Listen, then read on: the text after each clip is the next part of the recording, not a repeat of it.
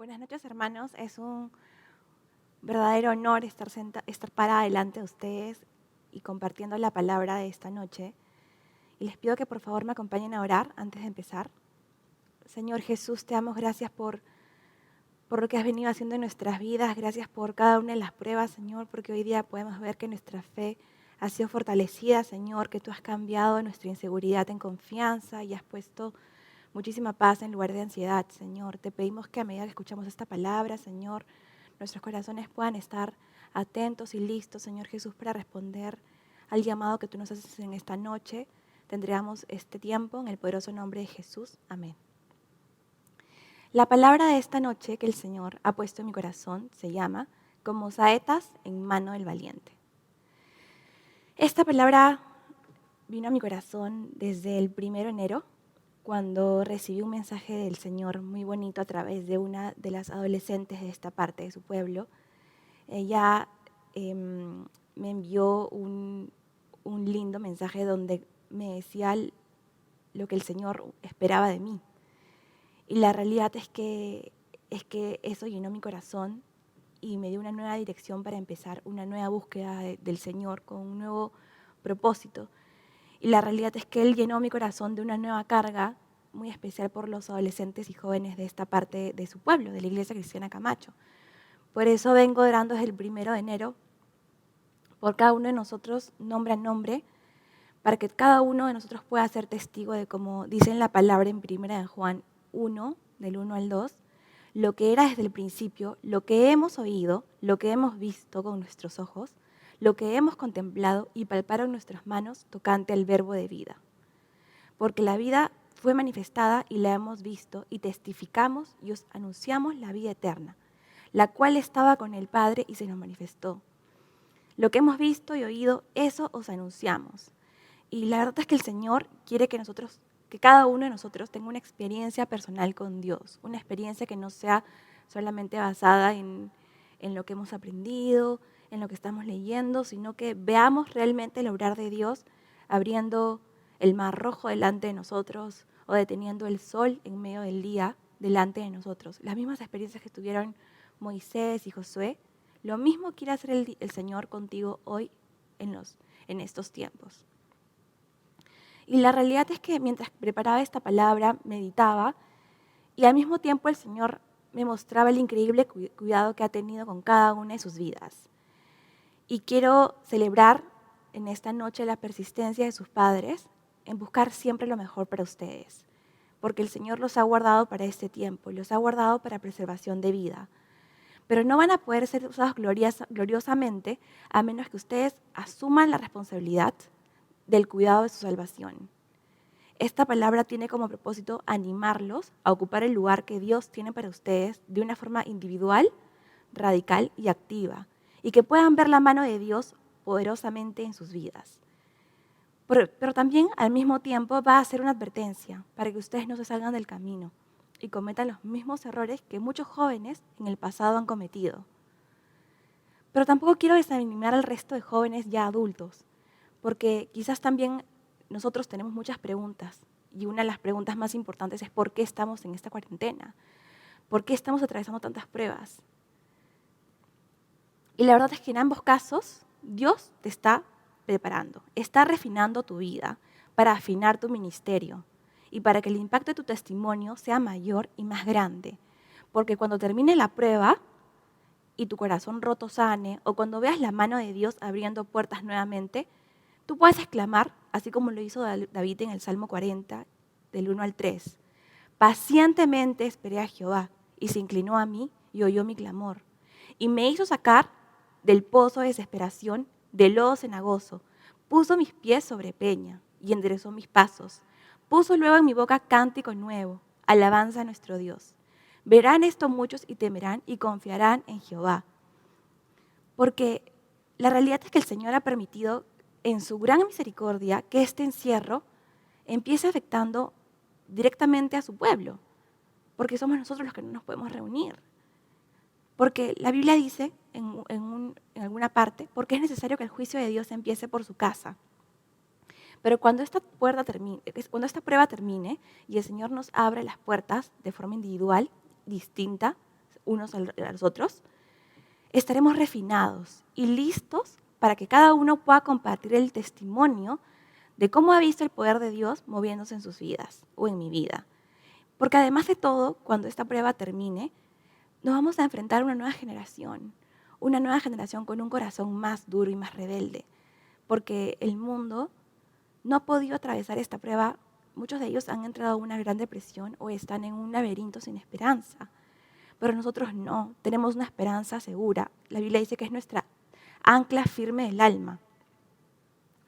Y nos vamos a enfrentar a una nueva guerra espiritual que va a ser mucho más difícil, porque no tenemos lucha contra sangre y carne, sino contra principados, contra potestades, contra los gobernadores de las tinieblas de este siglo, contra las huestes espirituales de maldad en las regiones celestes.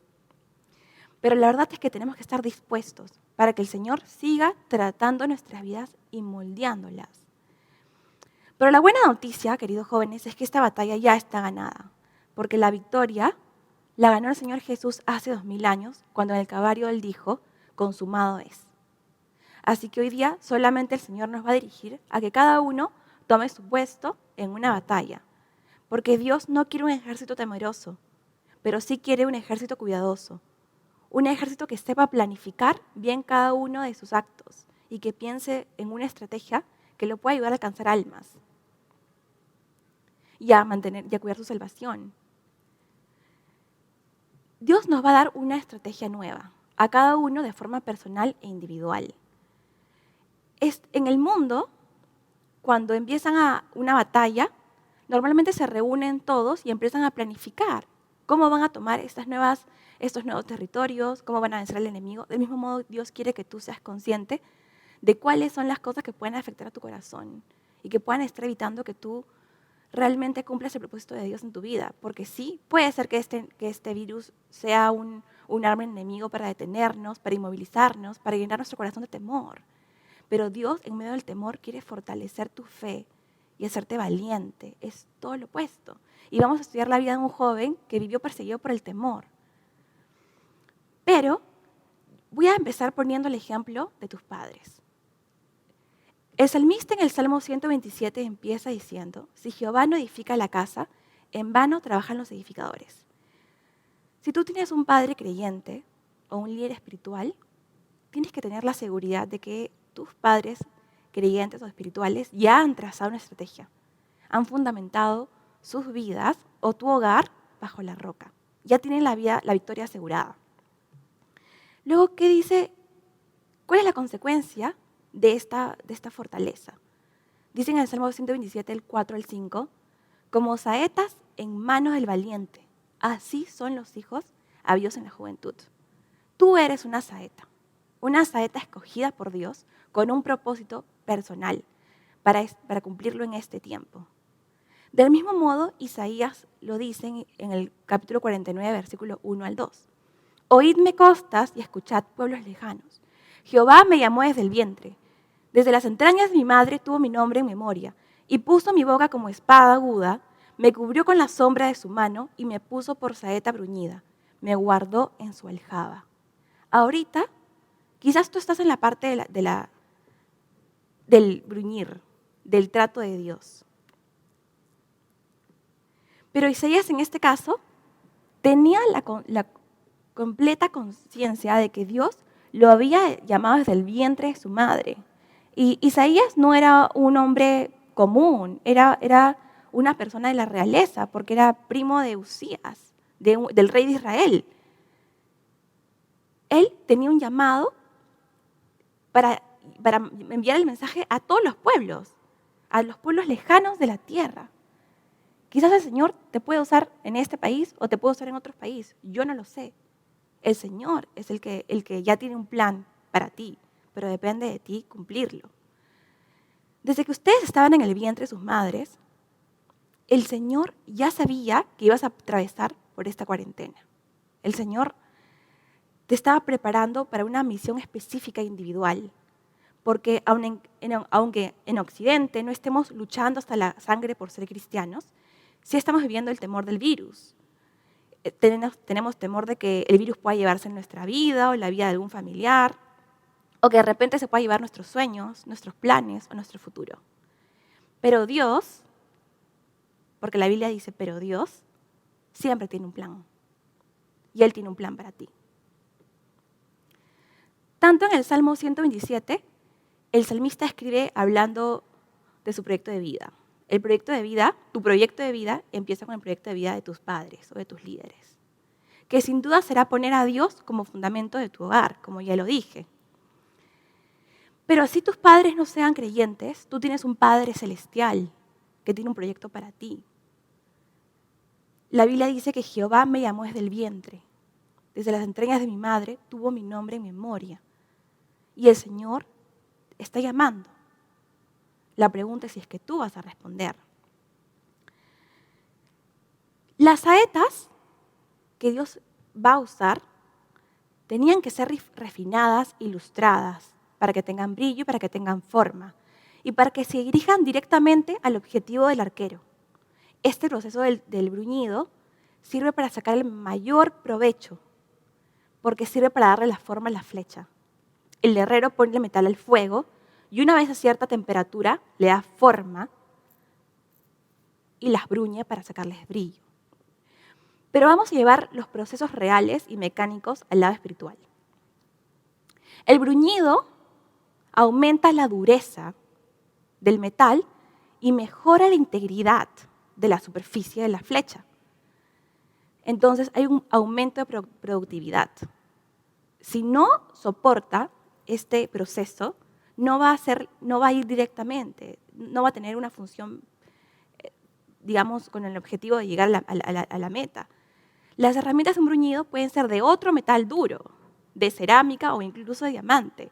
Entonces, la flecha es tratada con otros metales o hasta con diamantes.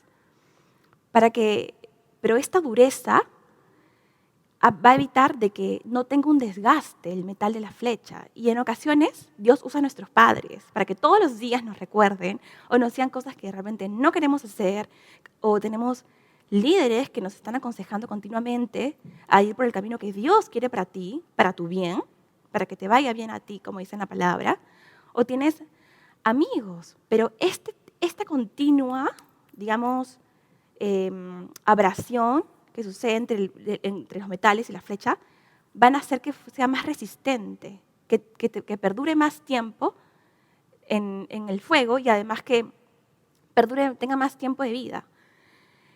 Y también el bruñido servía para que la trayectoria de la flecha sea recta y que no se vaya a ningún lado y pueda perder el objetivo. Entonces, como ya dije, el trato de Dios es necesario. Y ese trato, en medio de la cuarentena, en medio de la alejada de Dios, es porque Dios quiere formar un pueblo victorioso, un pueblo no temeroso, un pueblo preparado, que esté listo para ser usado y enfrentarse a una batalla y destruir con el poder de la oración y con la fe las obras de las tinieblas en estos tiempos. Pero Dios no puede tomar gente sensible. Dios no puede tomar gente atemorizada por el enemigo. Dios no quiere que tú te ofendas fácilmente. Que hay veces en que nos ofendemos y nos lamentamos y nos decimos, pero ¿por qué tal persona me ofendió? O no me incluyó en el grupo de WhatsApp, o no lo sé. No, Dios no quiere gente sensible. Dios quiere gente que esté tratada. Porque Dios quiere un pueblo victorioso. Y Dios no quiere que nos dejemos llevar por nuestras emociones ni por los sentimientos. Sucede que cuando estamos en adversidad, queremos que la prueba termine. Pero Dios está bruñendo nuestro carácter, lo está tratando, lo tiene que formar. Porque eso es lo que ha hecho con todos sus hijos, en toda la palabra de Dios. Él transformó la vida de gente completamente imperfecta porque quería tratar dos cosas: el orgullo y la ansiedad. Y eso fue lo que hizo con Moisés, cuando por 40 años estuvo en el desierto, con ovejas, hasta que personalmente se le reveló en un árbol ardiente, en una zarza ardiente. Con Job, cuando le quitó todo, con David en el desierto, con José en la cárcel, con Daniel sirviendo a un Nabucodonosor, a un Ciro, a un Darío, con Esther, bajo el temor de la persecución, y muchos más. Porque cuando Dios trata tu orgullo y tu ansiedad, inmediatamente te va a dejar como un cristiano humilde y la fe va a tomar su lugar. Y así vas a tener el carácter que Dios quiere que tú tengas en estos tiempos. Pero lo precioso de esto, queridos jóvenes, es que nosotros no andamos solos, no estamos en esta prueba solos. Tenemos a nuestros padres y a nuestros líderes que continuamente están orando por nosotros. Tenemos a un Dios, como decía Isaías, que nos ha cubierto con la sombra de su poder. Y también, como dice el salmista, al abrigo del Altísimo. Y hace poco leí un libro sobre grandes hazañas durante la Segunda Guerra Mundial y cuenta la historia de una madre que oraba por su hijo. Y un 8 de agosto, el buque de la naval de Astoria, que había luchado contra los japoneses durante la batalla por la isla de Savo, dice que en medio de la batalla dio este buque varios disparos y también recibió varios disparos y se hundió. Y a las 2 de la mañana, este joven, el alférez Elgin Staples, fue arrastrado por la borda por la explosión de cañones de 8 pulgadas de grande del buque Astoria, que todos estallaron a la vez y él fue lanzado al agua. Él estaba herido en ambas piernas y en estado de shock flotó. Pero, gracias a un ajustado salvavidas que había logrado inflar con un simple mecanismo automático, él pudo flotar. Alrededor de las 6 de la mañana, Staples fue rescatado por un destructor que pasaba y vio los restos de Astoria. Pero cuando intentó acercarse más, este destructor se encalló y el joven cayó nuevamente al agua. Pero al mediodía, el barco President Jackson, un AP-37, los rescató y fue uno de los 500 sobrevivientes de esta batalla que fueron luego evacuados a Noumea. A bordo de esta embarcación, Staples abrazaba el salvavidas con gratitud mientras miraba el artefacto pequeño por primera vez y estudió todas las puntadas de ese salvavidas que tan bien le había quedado. Había sido fabricado en el Firestone Tire and Rubber Company de Akron, Ohio, y tenía un número de registro. Cuando tuvo licencia para regresar a su hogar, Staples refirió la historia a su madre, quien se había quedado orando por él en su pueblo, pero que tampoco podía quedarse de manos cruzadas porque mientras venía la guerra, entonces ella se enlistó a trabajar para poder producir estos salvavidas. Y cuando el joven regresó a su pueblo a visitar a su madre, él le contó a su madre sobre este código que venía de su misma ciudad natal. Y la mamá le preguntó cuál era el código. Y resulta que el mismo código que él estaba usando y que le salvó la vida en este mar, en Japón, en plena Segunda Guerra Mundial, era uno que había sido producido bajo el cuidado y la supervisión de su mamá, porque tenía su código personal. Estoy segura de que Staples vio la mano de Dios en su vida. Vio la mano de Dios por la oración de su madre. Él fue consciente del plan que la guardaba por delante. Dios preservó su vida de toda la Segunda Guerra Mundial. Preservó su vida de 3 ataques, con 3 barcos. Dios envió a 3 barcos para cuidarlo y protegerlo. Pero finalmente fue un salvavidas creado y producido por su madre, con el código personal de su madre, quien finalmente le salvó la vida de las aguas. Dios quería mostrarle su gloria y su poder, aún en medio del momento de lo más imposible que alguien puede experimentar. Pero es necesario, queridos jóvenes, que nosotros sigamos siendo tratados por nuestro Dios en medio de esta prueba y humillarnos continuamente. Cuando el arquero usa la flecha o cuando lanza las saetas, es necesario que ellas sean ligeras. Es por eso que la Biblia dice que nosotros tenemos que empezar a desprendernos de las cargas pesadas. Porque si es que son ligeras, llegan más lejos y el recorrido es con mayor precisión. Quizás estás cargando hoy día una herida que no te deja avanzar en el camino del Señor. El Señor quiere que tú recibas sanidad y que dejes que Él sane tu corazón. Y la Biblia dice que es con su unción. A medida que pasas más tiempo en oración, Él va a sanar tu corazón. Quizás tenemos un pecado que nos cuesta dejar y ya se convirtió en un hábito. y estás siempre cayendo en lo mismo. O quizás tienes recuerdos o resentimientos y amarguras. El Señor nos dice, es tiempo de despojarnos. Dios dice, echa sobre Él tu carga y Él te va a sustentar. No habrá sustento si no dejas ir la carga, porque Él ya tiene la provisión. Lo mismo pasó cuando estuvo con Abraham en el monte Moriah y Dios le dijo, dame tu hijo.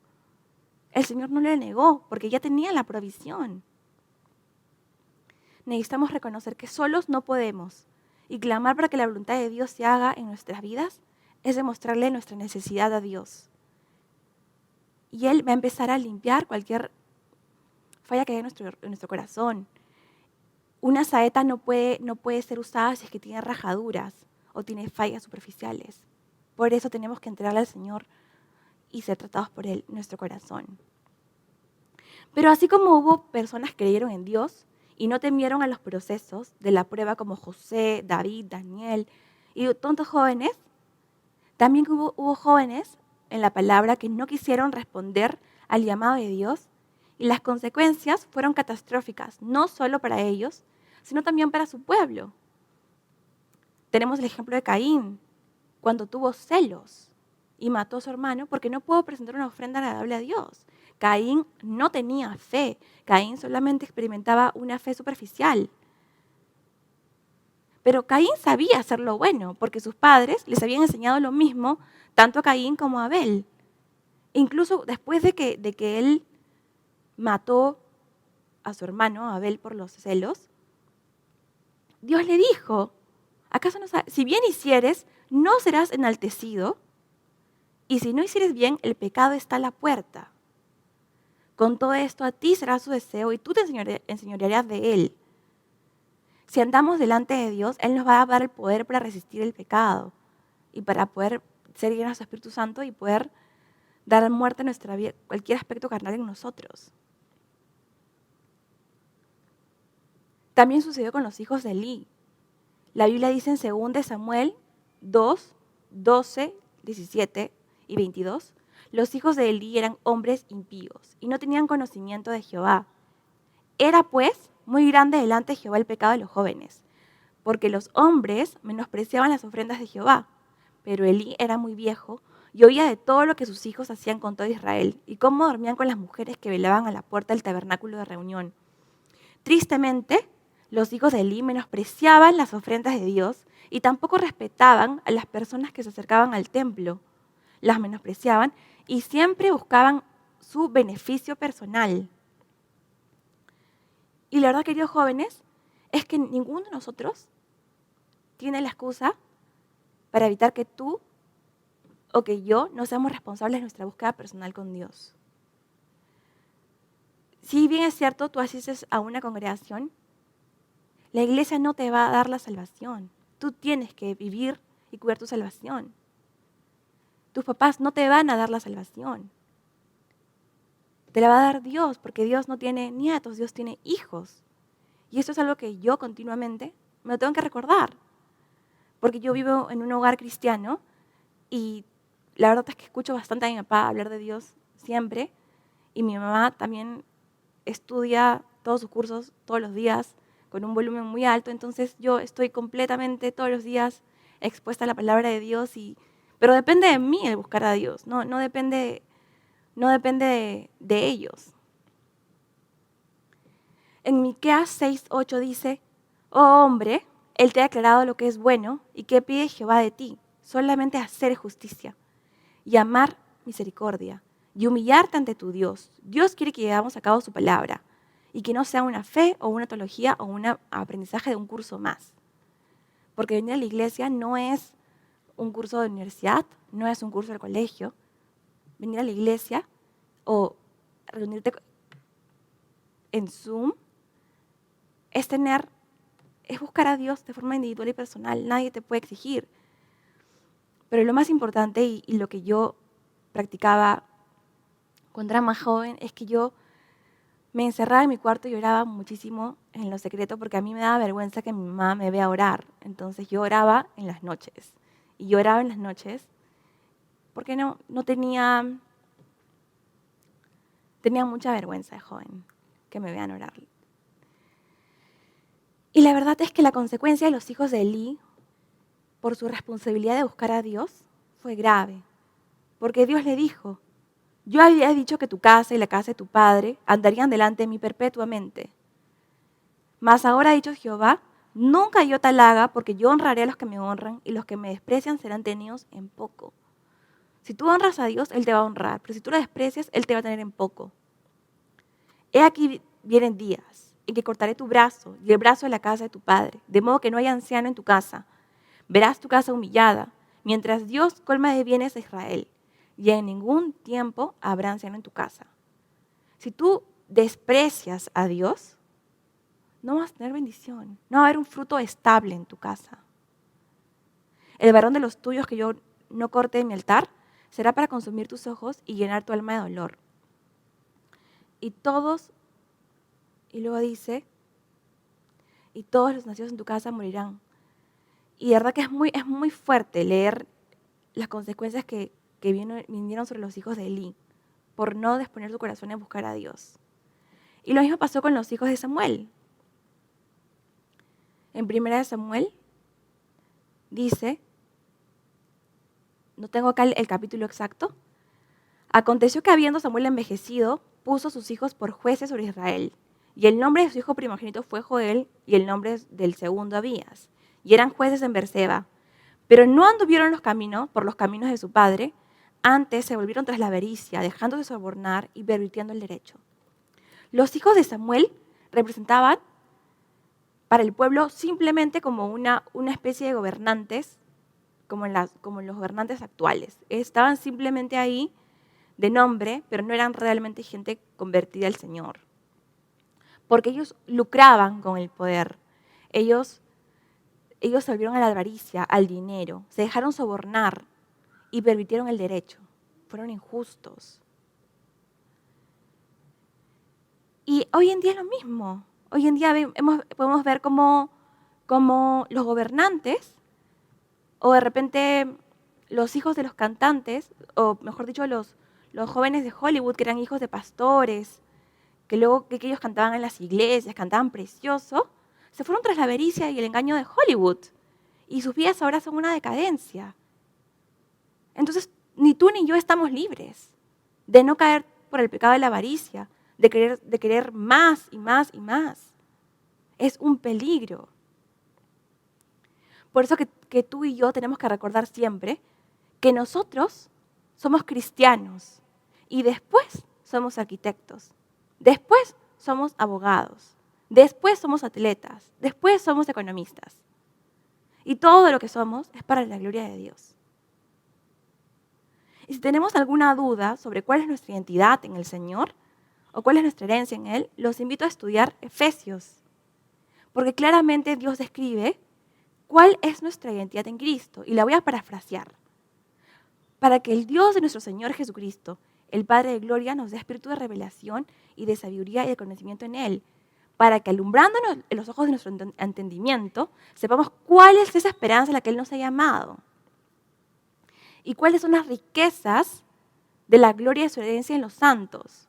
Y cuál es la supereminente grandeza de su poder para contigo y para conmigo, que creemos, según la operación del poder de su fuerza. Y esto lo pueden encontrar en Efesios 1, del 17 al 19, porque el Señor realmente quiere revelarse a ti de una forma poderosa. Y sus riquezas no se comparan a las riquezas del mundo. Pero si conoces cuál es tu lugar y que tu identidad está en Cristo realmente, Dios te va a usar poderosamente. Te puede abrir la puerta para la universidad que tú nunca te imaginaste, o puede suplir las necesidades que tú necesitas en tu corazón y aún más allá. Yo tengo muchas historias y testimonios que contar de cómo el Señor ha abierto puertas en mi vida, de cosas que yo jamás me imaginé y las vivo. Pero también pasó con uno de los reyes de Israel, con uno de sus hijos, con Roboam, el hijo de Salomón, que lo tenía todo. Salomón recibió un reino lleno de paz. Pero dice que vino un líder de un caudillo llamado Jeroboam a pedirle por favor a Roboam, a este rey, que por favor alivie la dura servidumbre que ellos estaban pasando. Ellos pagaban impuestos muy altos. Y si es que tú ibas a aliviar este yugo de impuestos, te vamos a servir. Y él se fue, Jeroboam se fue, y Roboam toma consejo de los ancianos que habían estado delante de Salomón, su padre, cuando vivía, y les dijo, ¿qué me aconsejan ustedes que haga con este pueblo? Que responda. Y ellos le contestaron diciendo, si te conduces humanamente con este pueblo y les agradas y les hablas buenas palabras, ellos te van a servir siempre. Pero él dejó su consejo, el consejo de los ancianos, y tomó el consejo con los jóvenes que se habían criado con él y que estaban a su servicio. Y sucede cuando nosotros escuchamos a los jóvenes antes que a los ancianos.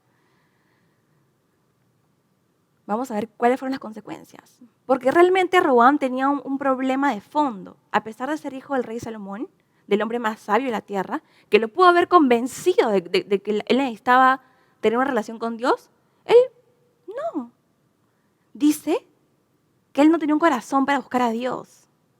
En 2 Crónicas 12, del 13 al 14, dice, fortalecido pues Roboam, reinó en Jerusalén, y era Roboam de 41 años cuando comenzó a reinar, y 17 años reinó en Jerusalén, ciudad que escogió Jehová de todas las tribus de Israel para poner en ella su nombre. Y el nombre de la madre de Roboam fue Naamá Monita. E hizo lo malo porque no dispuso su corazón para buscar a Dios. Nunca quiso buscar a Dios. No tenía un deseo genuino de tener una responsabilidad diaria de buscar a Dios. ¿Y qué pasó? ¿Qué pasa cuando un joven no quiere buscar a Dios? Que tu corazón se vuelve pusilánime. Roboam, hijo de Salomón y heredero del trono de Judá, fue un hombre pusilánime. Roboam era joven y pusilánime, dice en 2 Crónicas 3, el 7. Un pusilánime es alguien que no tiene ánimos, no tiene valor para soportar las desgracias o hacer frente a grandes problemas. Algunos sinónimos de pusilánime son achantado, medroso, apocado, cobarde, miedoso, timorato, vergonzoso. Esto era así porque Roboam fue un joven mal criado y muy consentido a las faldas de su madre, que era una pagana monita. Roboam fue muy influenciado por los jóvenes malcriados de la corte, de su edad y de su entorno. Eso está en 2 Crónicas 10:8. Él más bien tenía temor de la opinión de las personas y quería agradar a todos. No obstante, entendemos que su pecado era que la pusilanimidad no lo dejaba tener temor a Dios, sino solo a los hombres. Y el temor al hombre crea lazo. La Escritura nos cuenta que solamente una vez Roboam se humilló delante de Dios, pero no lo hizo con una motivación 100% correcta. Y dice que y los príncipes de Israel y el rey se humillaron y dijeron, justo es Jehová. Y cuando Jehová vio que se había humillado, vino palabra de Jehová a Semaías diciendo, se han humillado, no los destruiré, antes los salvaré en breve y no se derramará mi ira contra Jerusalén por mano de Sisac. Él iba a recibir un ataque de guerra, pero se humilló. Y él vio la mano de Dios, pero cuando su corazón ya estaba consolidado, dice la palabra, dejó a Dios. Y en 2 Crónicas 12:1 dice, cuando Roboam había consolidado el reino, dejó la ley de Jehová y todo Israel con él. Como consecuencia de este acto de rebeldía, cobarde y prepotente, Dios pocos años más tarde ejecutó un juicio directo y dice, y por cuanto se habían rebelado contra Jehová, en el 5.º año del rey Roboam, subió Sisac, rey de Egipto, contra Jerusalén, con 1.200 carros y con 60.000 hombres de a caballo, más el pueblo que venía con él de Egipto, esto es de libios, suquienos y etíopes, no tenía número, y tomó todas las ciudades fortificadas de Judá y llegó hasta Jerusalén. El ataque llegó hasta la misma Jerusalén, la capital del reino. Y en este caso, Dios les hizo saber por su profeta por qué el enemigo los estaba atacando. Les dijo que vosotros me habéis dejado y yo también los he dejado en las manos de Sisac. 2 Crónicas 12:5. Todas las confianzas de Roboam en su reino y en su bienestar fueron fulminadas en un instante. Sigas al Señor, Él te va a quitar su protección y vas a empezar a ver pérdidas de muchas cosas. Pero también como viene la pérdida, también viene la restauración si es que en tu corazón anhelas volver al Señor. La Biblia dice en Deuteronomio 30 que Él te puede multiplicar hasta más que a tus padres, pero si te dispones realmente en buscar a Dios. Uno puede ser una persona completamente religiosa, vivir una vida de apariencias, pero el Señor conoce nuestro corazón.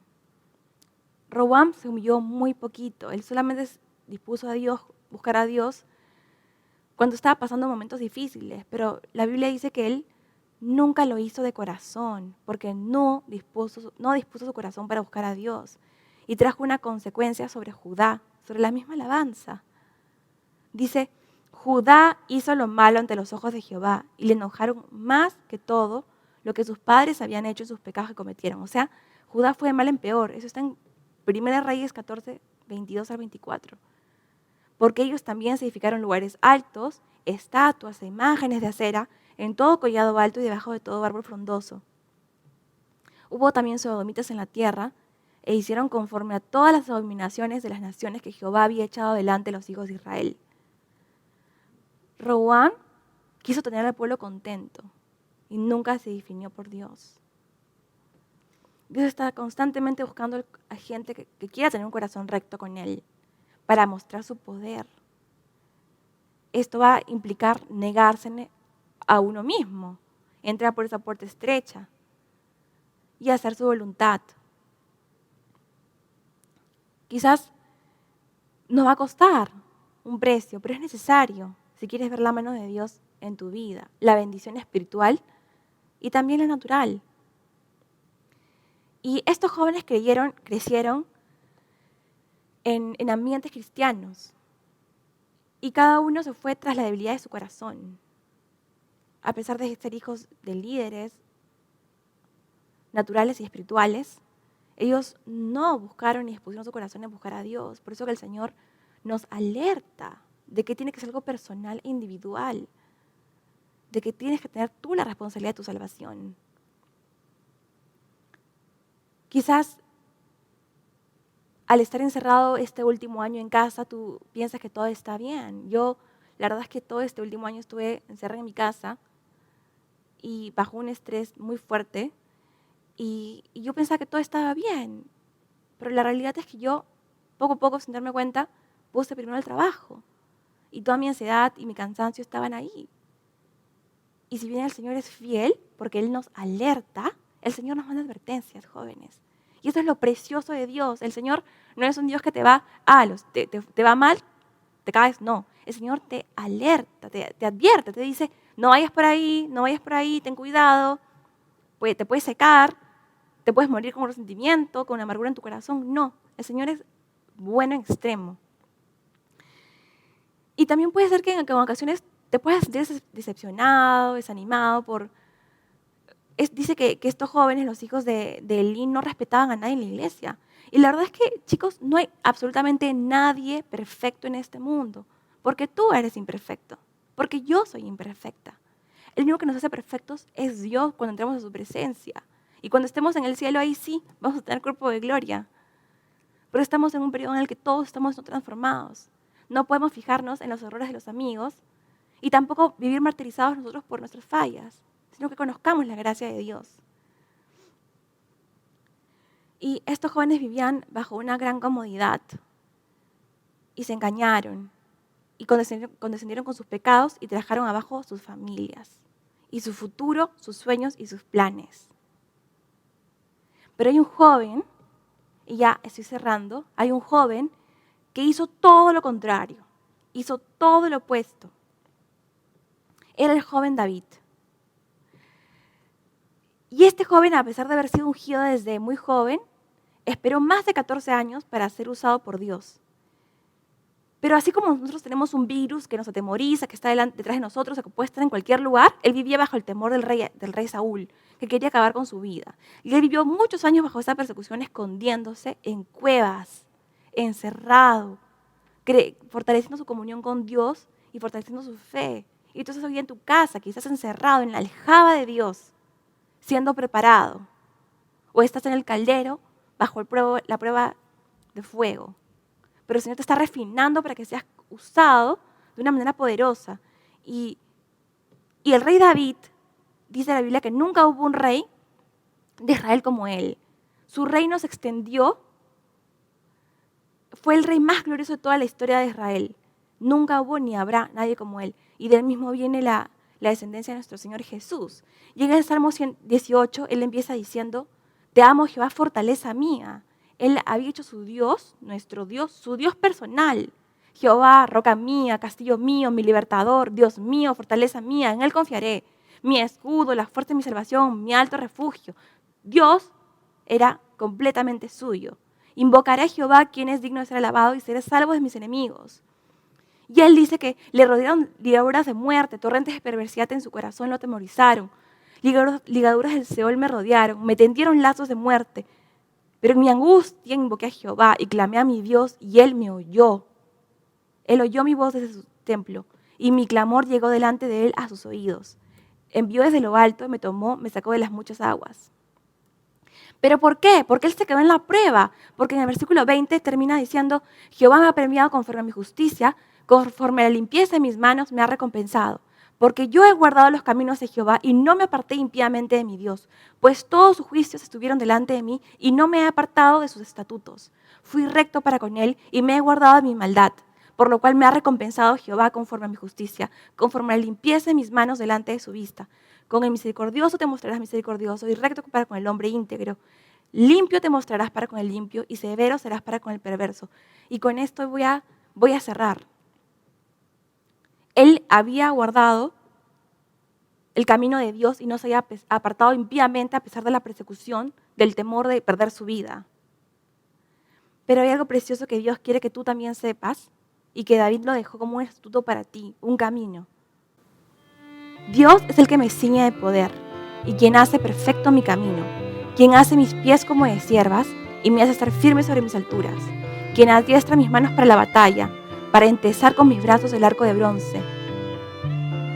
Me diste a sí mismo el escudo de tu salvación, tu diestra me sustentó y tu benignidad me ha engrandecido. Ha sido la mano de Dios la que te ha guardado y va a ser la mano de Dios la que te va a dirigir al final, y la mano de Dios, como esa saeta, esa flecha perfecta, te va a guiar a un objetivo claro. Pero la bendición no termina ahí, porque dice en 43b, me has hecho cabeza de las naciones. Pueblo que yo no conocía me escribió. En el versículo 46 dice, viva Jehová y bendita sea mi roca, y enaltecido sea el Dios de mi salvación. Por tanto, yo te confesaré entre las naciones. Oh Jehová, y cantaré tu nombre. Luego tú vas a testificar del poder de Dios cuando termine la prueba. Grandes triunfos vas a tener, porque él va a ser, y él ya hace misericordia es ungido a David y a su descendencia para siempre. Así como el rey David tuvo grandes triunfos, tú también vas a ver grandes triunfos si te pones delante del Señor. Gracias, Señor Jesús, por esta palabra. Úsanos, Señor, en estos tiempos. Amén.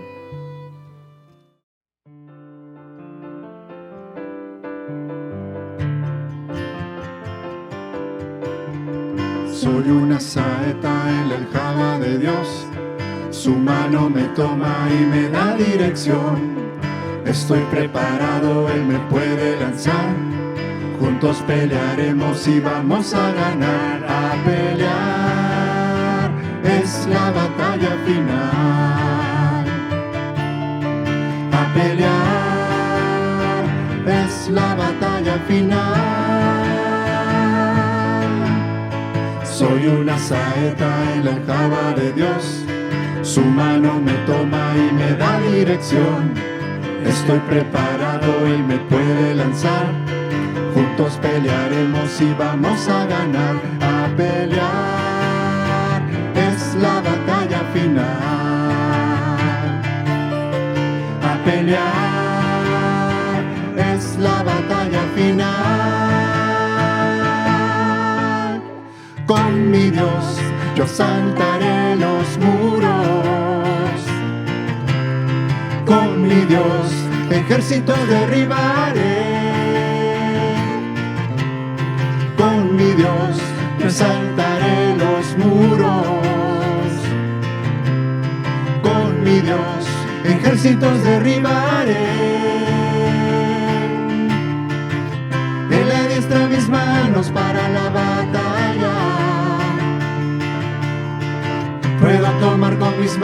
manos el arco de bronce. Él es escudo, la roca mía, Él es la fuerza de mi salvación, mi alto refugio y mi fortaleza. Él es mi libertador. Con mi Dios yo asaltaré los muros. Con mi Dios ejércitos derribaré. Con mi Dios yo asaltaré los muros. Con mi Dios ejércitos derribaré. Él adiestra mis manos para la batalla. Puedo tomar con mis manos el arco de bronce. Él es escudo, la roca mía, Él es la fuerza de mi salvación, mi alto refugio y mi fortaleza. Él es mi libertador. Él es mi libertador.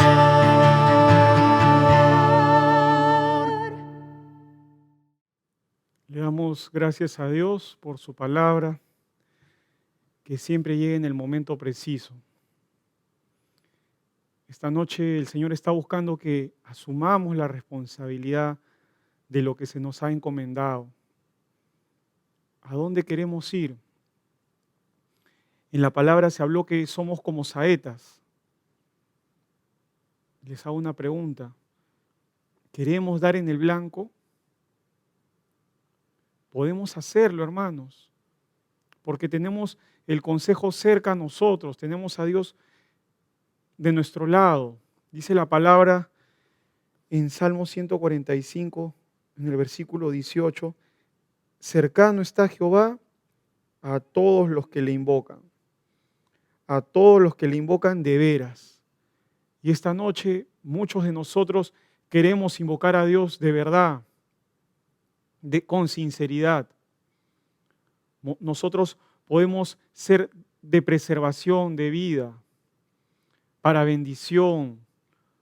Todos nosotros estamos en el plan de Dios, pero depende de nosotros el que se pueda cumplir ese plan. El Señor, como hemos escuchado la palabra, está llamando. ¿Vamos a responder? ¿Estamos listos para enfilarnos en sus negocios, para ponernos en esa primera línea de batalla?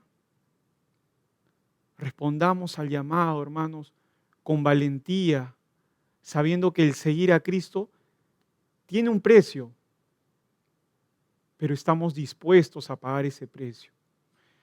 Echemos, como venía el compartir, echemos sobre Él todas nuestras cargas, todos nuestros problemas, nuestros miedos, porque muchos tenemos diferentes situaciones que nos afligen, que a veces nos hacen tambalear nuestra fe.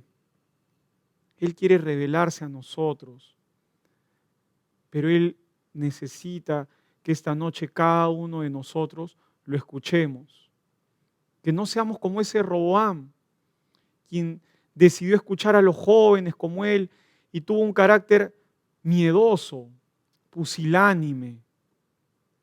Tomemos el buen ejemplo que fue mencionado, a David, quien fue uno de los estrategas más grandes en esta tierra y uno de los hombres más valientes que habla la Biblia. Nunca hubo un rey como él.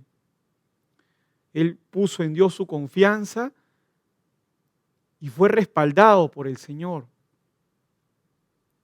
¿Dónde estamos poniendo nuestra confianza hoy en día, hermanos? Si la estamos poniendo en cualquier cosa menos en Dios, vamos a ser saetas que no den en el blanco. Él puede hacer que nuestra vida vaya en la dirección correcta, que dé en el blanco, pero necesitamos como se decía, ser valientes para poder testificar del poder de Dios, de las maravillas que Él ha hecho en nuestra vida, para poder contar todas sus obras, porque Él quiere darnos la victoria en toda situación, en cada cosa que pasemos, que atravesemos.